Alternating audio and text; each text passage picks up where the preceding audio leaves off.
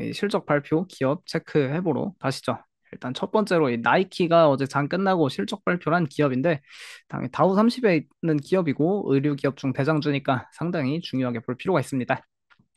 이번 실적이 이 매출이랑 EPS는 시장 예상치 상회하고 마진율도 전년 대비 150bp 성장했지만 시장 예상치는 조금 미치지 못했는데도 그래도 긍정적이었습니다. 그래서 처음에 이렇게 실적 발표하고는 주가가 이제 애프터마켓상 5% 상승했는데 나이키는 실적 발표 때는 이제 가이던스를 제공하지 않고 컨퍼런스 콜 진행하면서 가이던스를 제공하다 보니까 이제 가이던스가 실망스러워서 주가가 오늘까지도 흘러내리고 있고요.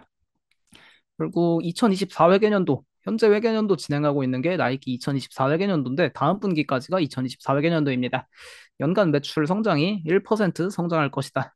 그러니까 사실상 성장이 거의 없는 기업이나 인플레이션 상승률도 못 따라가는 성장세죠. 그러니까 성장이 정말 정체된 수준을 보여주고 있고 2025 회계년도에도 연간으로 봤을 때는 매출이 조금 성장세에 들어갈 것 같지만 이제 상반기에는 매출이 감소하고 하반기에 반등할 거다라는 이야기니까 결국 올해는 매출이 감소하고 이제 2025 회계연도가 여기가 이제 한 6월부터 그때 2025 회계연도라 그러니까 올 하반기에는 매출이 감소하고 내년부터 좀 매출이 반등할 거다 이런 이야기 하니까 주가는 일단 단기적인 이 매출 감소를 우려하는 모습입니다. 근데 이제 이 나이키 벌써부터 채팅창에 이 저 신발 촌스럽네 의견이 많은데 이 나이키 그러면 오늘 그냥 안 좋은 걸로 하겠습니다. 이 나이키 CEO가 이 신발이 이제 나이키를 부활시킬 거다라고 정말 아주 기쁨에 차가지고 이야기를 많이 했는데 채팅창 여론이 좋지 않습니다. 이 마저 이야기를 해보면은 나이키 컨퍼런스 콜 내용 들어보면 이제 나이키가 신제품 출시 그리고 개발에 초점을 위해서 에어포스 1 그리고 페가수스 러닝화 같은 클래식 신발 공급을 줄이는 중이라고 합니다. 이 에어포스 1이랑 페가수스 러닝화는 나이키 하면 이제 먼저 떠오르는 그런 모델들로 상당히 유명한 모델들이죠. 스테디셀러인데 이제 나이키의 스테디셀러들 판매를 좀 줄이고 이 줄인다는 의견 자체가 사실상 이제 나이키가 원래 유행을 주도한 기업이었는데 이제 유행을 주도했던 그 신발 라인업들의 인기가 끝났다는 것을 인정한 꼴입니다. 그러니까 이 기업이 이제 신제품, 이 상당히 여론이 안 좋은 에어맥스 DN 이런 걸 개발하고 있다 하는데 이제 나이키에서는 또 더 편안한 착화감을 제공하는 다이나믹 에어를 론칭했다 합니다. 그러니까 이 다이나믹 에어가 여기 나이키 에어맥스 DN 이게 다이나믹 에어의 약자라고 하는데 나이키 CEO가 이걸 비장의 무기로 내놨는데 여론이 좋지 못하네요. 제 생각에도 이게 결국에는 호카하고 오니 이 맥시멈 쿠셔닝 전략이라 해서 그러니까 정말 편안한 그런 신발 전략으로 현재 시장을 주도하고 있는데 그 모습을 나이키가 좀 뒤쫓아가고 있는 듯 하지만 그리고 이 모델을 보고 나이키 에어맥스 DN을 보고 제가 떠올린 거는 그냥 아식스하고 너무 비슷한데 아식스의 그 젤 시리즈 젤 카야노나 젤 퀀텀 그런 신발 그냥 카피캣 아닌가 그런 좀 혁신에 뒤처진 모습을 저는 느꼈습니다. 그리고 나이키가 조금 최근 이런 의류 기업들이나 모든 리테일 기업들이 다 DTC 전략을 좀 강화를 하는데, 그러니까 다이렉트 투 컨슈머죠. 온라인 판매나 아니면 자체 매장을 키우고 좀 도매 판매는 줄이면서 마진을 높이는 전략인데, 오히려 나이키에서는 이 시대를 역행합니다. DTC 전략에 우리가 너무 많이 투자를 해서 조금 이게 사업에 차질이 생겼다. 다시 도매 판매를 좀 늘릴 거다. 그런 이야기를 하다 보니까 이게 도매 판매 증가하면은 조금 장기적으로 이게 마진을 그렇게까지 확장시킬 수는 없거든요. 이게 조금 부정적 요소로 나타나긴 합니다. 그리고 나이키에서 결국에는 이제 컨퍼런스 콜에서 구체적인 계획을 제시하진 않고 그건 좀 제품에 대한 막연한 이야기를 하고 신제품 기대해 달라 그런 내용을 많이 했는데 결국 이제 관건은 이 나이키 에어맥스 DN이었습니다. 국내 18만 9천 원에 이제 다음 주에 발매되는 것 같던데 근데 여론이 안 좋네요. 그래도 긍정적인 포인트는 이 나이키 재고 자산은 좀 쭉 감소하는 모습을 보여주고 있어서 이제 할인 판매는 갈수록 좀 줄어들지 않을까 그런 기대감은 있는 상황입니다. 근데 결국 이제 나이키가 이렇게 기능성에 초점을 둔 신발 브랜드들한테 점유율을 다 뺏기고 있는 게 현실입니다. 이렇게 호카의 이런 라인업 신발들이랑 또 온러닝에 잘 나가는 신발들 그리고 또 여기 사진은 없지만 이제 뉴발란스 워낙 잘 나가죠. 그런 브랜드도 있고 또 최근에 이제 아식스 이런 브랜드들한테도 점유율을 다 뺏기고 있다 보니까 사실상 이제 유행에서도 뒤처지고 제품 판매도 많이 조금 밀리는 모습입니다. 특히 이런 좀 투박한 신발들 특징이 이제 편안함도 있지만 고프코어 스타일이라고 약간 등산복 스타일이죠. 조금 펑퍼짐하게 바지도 큰 거 입고 좀 이제 아웃도어룩 그런 걸 일상에서 입는 건데 이게 젊은 세대부터 계속 약간 밀레니얼이랑 Z세대한테 유행하다 보니까 이런 투박한 어글리 슈즈가 계속 유행을 합니다. 근데 나이키에서는 이런 투박한 스타일의 신발이 아까 그래서 이제 만든 것 같은데 나이키 에어맥스 DN 해가지고 네 조금 디자인이 별로네요. 그리고 이 고프코어룩 뭐 이렇게 설명이 뭐 있긴 하지만 그냥 고프코어룩이 유행하다 보니까 나이키가 어려움을 겪고 있습니다. 이제 스타일을 보시면은 이렇게 그냥 등산복 같은 스타일, 뭐 바지도 카고 팬츠 이렇게 입고 신발도 좀 커다란 신발, 그러니까 호카나 온에서 만드는 신발들이죠 보통. 이렇게 카고 팬츠랑 그냥 뭐 노스페이스 같은 아크테릭스 같은 바람막이나 그런 걸 입는 룩인데 이런 게 유행하니까 나이키가 조금 힘을 못 쓰고 있고 이제서야 따라가려고 하는데 조금 디자인이 조금 그러네요. 음. 그리고 나이키가 현재 현실적으로 이 나이키의 전통의 라이벌 하면은 아디다스인데 아디다스한테도 유행해서 최근엔 밀리고 있습니다. 이 구글 트렌드 자료인데 이 자료가 이 차트가 이제 이 파란색 선이 아디다스 삼바입니다. 이 최근에 작년부터 이제 블랙핑크 제니 이제 씨가 그거를 신고 엄청 작년 초부터 유행을 해서 올해까지도 계속 유행이 이어지고 있는 건데 이제 이 삼바 모델은 이렇게 구글 트렌드상으로 관심도가 지금까지도 계속 높아지고 있고 나이키를 상징하는 이 에어조던 이 신발은 관심도가 계속 떨어지고 있습니다.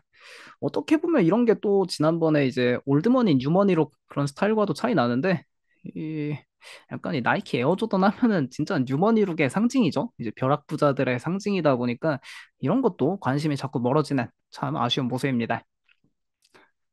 그리고 뭐 이건 좀 부정적이기도 하고 긍정적이기도 한 포인트인데 이제 스포츠 브랜드별로 주요 스포츠 브랜드별로 이제 마진을 비교한 자료입니다. 이제 나이키가 이 맨 아래 회색인데 일단 맨 아래 있던 것부터가 마진율이 조금 경쟁사 대비 많이 낮다는 거죠. 마진율이 그래도 계속 조금씩 회복되고 계속 성장하는 모습이 다시 나타나고 있긴 하지만 그래도 여전히 경쟁사 대비 현저하게 마진이 낮고 또 오히려 DTC 전략을 좀 줄이고 이제 도매 판매를 다시 늘린다고 하니까 장기적으로는 마진 감소 우려도 존재합니다. 이제 나이키 마진이 현재 45% 육박하는데 이 매출 총이익률이 근데 경쟁사들인 뭐 온러닝이나 호카는 거의 60%에 육박하죠. 룰루레몬도 60%에 육박하고 나이키 참 마진도 잘 안 나오고 뭐 기업이 좀 힘듭니다. 그래도 이 나이키의 희망을 하나 드리면은 그러니까 오히려 주가가 하락할 때 저가 매수 그러니까 난 나이키 CEO를 믿는다. 이 디자인 혁신을 믿는다 하면은 이 자료를 보면 됩니다. 그래도 나이키가 이 디자인 변화를 계속 시도하고 혁신을 이제 시도하고 있다 이야기하는데 이게 내년부터 거의 효과가 발휘될 거라 합니다. 나이키 측에서는. 실제로 제품 디자인을 좀 과감하게 변화를 하고 있으면서 이런 나이키 V2K 모델이라는 거랑 나이키 P6000 모델 이렇게 구글 트렌드에 보면은 관심도가 계속 높아지고 있는 추세는 맞습니다. 그러니까 신제품에 대한 이제 사람들의 관심도가 좀 뜨거워진다. 그런 걸로 해석할 수 있는데 그러니까 나이키가 기존의 에어포스 1이랑 이제 뭐 페가수스 그런 기존에 잘 나가던 제품들 더 이제 많이 공급 안 한다 하니까 이제 이런 제품들로 조금 이제 나이키 매장이 바뀌는 거죠. 근데 이런 스타일들이 결국 아까 앞서 보여드린 고프코어룩 스타일에 조금 어울리는 그 어글리 슈즈들 그런 스타일입니다. 조금 최근 트렌드가 이런 어글리 슈즈를 많이 신다 보니까 영미권에선 뭐 데드 슈즈 이제 뭐 청키 슈즈 그런 식으로 부르던데 좀 나이키가 어쨌든 이런 식으로 변화를 시도하고 있어서 이런 거는 그래도 긍정적이라 볼 수 있습니다. 그래서 나이키 어쨌든 이 주가 하락하는 이유가 그냥 저희 시청자분들 모두의 여론대로 나이키 DN 그 시리즈 에어포스 DN 18만 9천 원에 책정해 놨던데 이제 다들 그 제품 디자인이 별로라고 하셨습니다. 주가가 하락하는 이유가 있었네요. 이렇게 주봉으로 보아도 뭐 신제품 이제 그 나이키 CEO는 그 신제품을 이제 정말 아주 긍정적으로 평가하고 컨퍼런스 콜 진행하는 지금도 자기는 이걸 신고 있고 이번 주 일주일 내내 이걸 신었다라고 자랑을 했는데 여론이 좋지 못합니다. 주가 다시 회복해야 하는데 일단 여론이 좋지 못하고요. 그와 반면에 약간 이제 최근 유행을 계속 선도하고 있는 호카 이 어그도 뭐 겨울마다 잘 팔리고 있죠.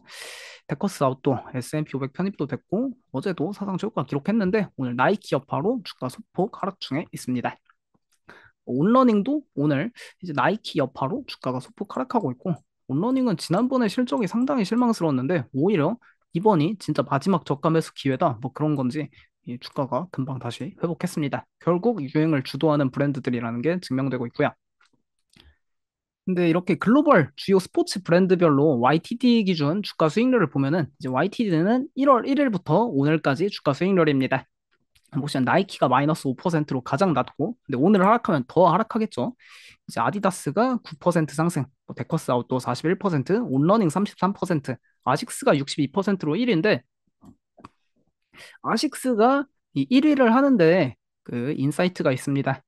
그러니까 나이키가 부활하고 싶으면은 아식스의 방식을 차용하는 게 답이라고 저는 생각하는데, 일단 아식스가 주가 이렇게 잘 나가는 데에는 뭐 그냥 일본 증시 잘 나가는 영향도 있지만 그냥 실제로 유행을 하기 때문입니다. 이 고프코어 트렌드를 거의 주도하는 브랜드기도 하고 아식스가.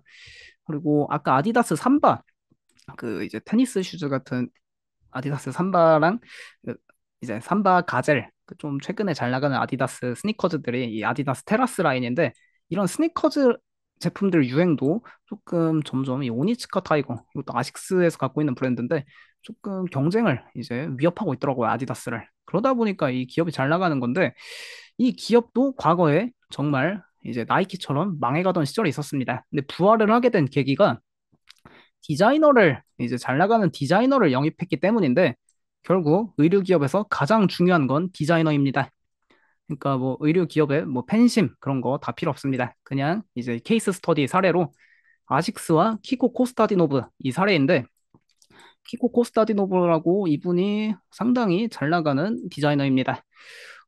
그 2년 전인가 돌아가신 분 계시는데 그분이 원래 제일 잘 나가셨고 그분 돌아가신 뒤로는 이 키코 코스타디노브가 좀 유망하더라고요. 젊은 디자이너 중에는.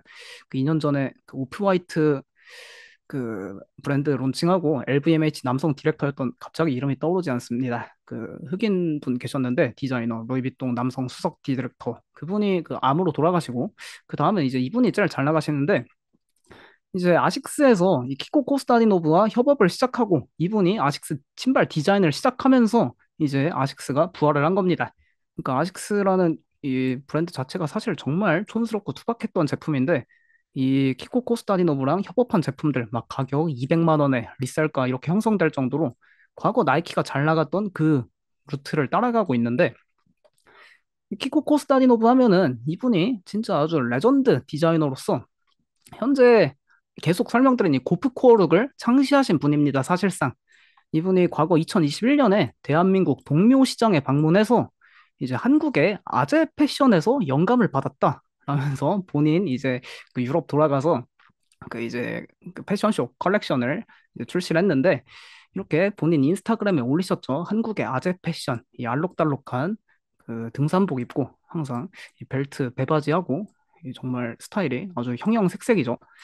정말 이 멋있는 아저씨 분들이 많으신데 할아버지 분들이 여기서 영감을 받아서 론칭을 하고 그게 세계적으로 현재 유행하고 있는 스타일이 고프코어 룩입니다. 결국 이 키코 코스타디노브의 이런 디자인 트렌드 주도가 계속 이어지면서 아식스의 전성시대가 개화된 건데 그러니까 이걸 보시면은 이 디자이너의 중요성이 얼마나 이게 중요한지 일깨워주는 사례가 아식스입니다. 그러니까 아식스도 과거에 이제 2015, 뭐 4년 이때 주가가 꼭지를 찍고 뭐 4천 달러 가던 게 2020년에 주가 1,000달러까지 막 4분의 1 토막 났었거든요. 5년 동안.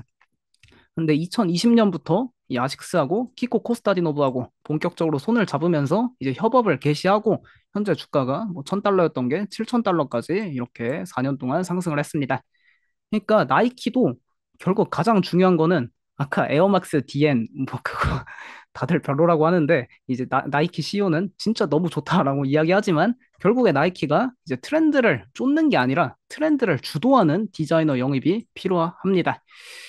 이 나이키란 기업이 결국 부활을 하려면은 디자이너를 어떤 사람 데려오는지, 그리고 디자인의 변화가 어떻게 나타나는지, 이 디자인을 쫓아가는지 아니면 트렌드를 주도하는지 그거에서 결정된다고 저는 생각하는데 조금 나이키가 이런 케이스 스터디를 통해서 다시 부활하는 날이 오기를 바라봅니다.